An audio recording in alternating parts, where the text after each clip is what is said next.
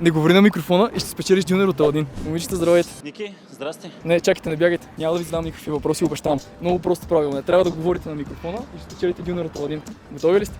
Добре, преди да почнем, как се казваш? Светлиния. Добре, ти на колко години си? Кой ти е любимото ядене? Ти май вече склона правила, така че печелиш дюнер от Аладин. Братле, здравей. Единственото нещо, което трябва ти да направиш е да не говориш в микрофона. Готов ли си? Добре, супер. Преди да почнем, как се казваш? Добър си. А на колко години си?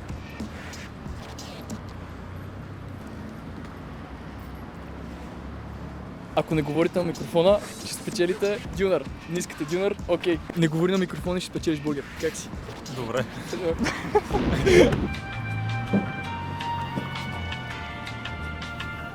Момичета, здравейте. Не говорите на микрофона и ще спечелите бургер от Аладин. Ето там Аладин е доста близко, така че... Не. Прецаках. Наистина се прецакаха. Не говорите на микрофона и спечелите. Не иска дюнер, човек.